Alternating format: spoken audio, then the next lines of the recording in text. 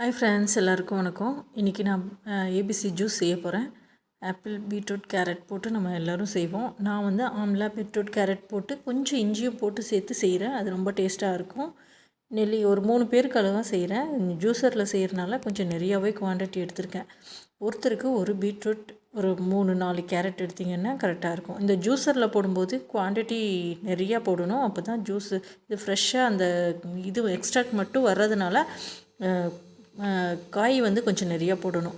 அதனால் இன்றைக்கி 4 பீட்ரூட்டும் ஒரு 10-15 கேரட்டும் எடுத்து கட் பண்ணி வச்சுருக்கேன். நெல்லிக்காய் நம்மளுக்கு எந்த அளவுக்கு வேணுமோ எடுத்துக்கலாம். ஒரு 6-7 கூட எடுத்துக்கலாம். இந்த புளிப்பு சுவைக்கு தகுந்த மாதிரி நான் ஒரு 7-8 எடுத்திருக்கேன், கட் பண்ணி வச்சுருக்கேன். இதோட இஞ்சி ஒரு 2 இன்ச் அளவுக்கு எடுத்துக்கிட்டேன்னா போதும். இஞ்சி ரொம்ப போட்டாலும் காரமாக இருக்கும், ஆனால் இந்த அளவுக்கு போடுறது ரொம்ப நல்லாயிருக்கும். அப்போ தான் டேஸ்ட்டாக இருக்கும். இது எல்லாத்தையும் நல்லா கட் பண்ணி எடுத்துகிட்டு ஜூஸரில் போட்டு நம்ம செய்ய போகிறோம். நான் ஜூஸருங்கிறதுனால நீட்டமாக சும்மா ரஃபாக சாப் பண்ணி எடுத்துருக்கேன். ஜூஸரில் போட்டால் அது எக்ஸ்ட்ராக்ட் மட்டும் வந்துடும். இந்த மாதிரி ஜூஸர் இருந்துச்சுன்னா போட்டுக்கோங்க, இல்லாட்டி மிக்சியில் கூட நம்ம செஞ்சு எடுத்துக்கலாம்.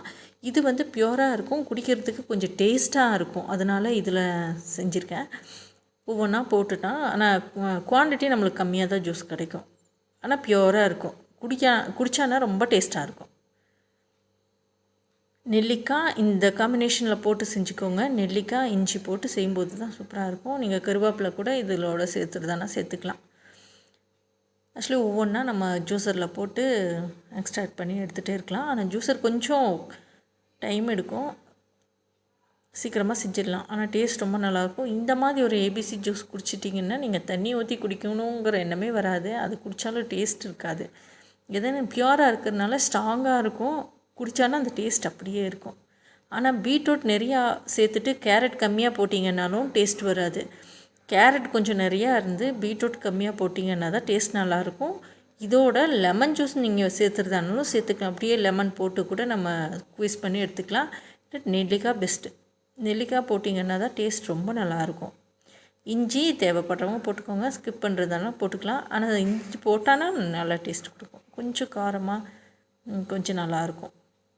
இந்த மாதிரி ஒரு காம்பினேஷனில் நீங்கள் செஞ்சு பாருங்கள், ரொம்ப நல்லாயிருக்கும். ஆப்பிள் வந்து நம்ம கடிச்சே சாப்பிட்டுக்கலாம். ஆப்பிள் போடுறதுக்கு பதிலாக ஆப்பிள் வந்து அந்த ஃபைபரோடு நம்ம எடுத்துக்கலாம். இது வந்து ஃபைபரோடு குடிக்கிறது ரொம்ப நல்லது. குழந்தைங்களுக்கெல்லாம் கொடுத்தீங்கன்னா அந்த மாதிரி குடிக்கிறதுக்கு ரொம்ப சிரமப்படுவாங்கன்னு நினச்சிங்கன்னா இந்த மாதிரி ஜூஸரில் போட்டு ஜூஸ் பண்ணி கொடுத்துக்கலாம். ஒரு 2 டைம் இந்த மாதிரி பண்ணிங்கன்னாலே அந்த ஜூஸர்லேருந்து மறுபடியும் இன்னொரு டைம் சக்கையெல்லாம் வெளியே எடுத்துகிட்டு இன்னொரு டைம் அதில் போட்டிங்கன்னா அதிலேருந்து கொஞ்சம் எக்ஸ்ட்ராக்ட் வரும். ரொம்ப நல்லாயிருக்கும். இந்த மாதிரி ஜூஸ் நீங்களும் கண்டிப்பாக ட்ரை பண்ணி பாருங்கள். ட்ரை பண்ணி பார்த்துட்டு எப்படி இருக்குன்னு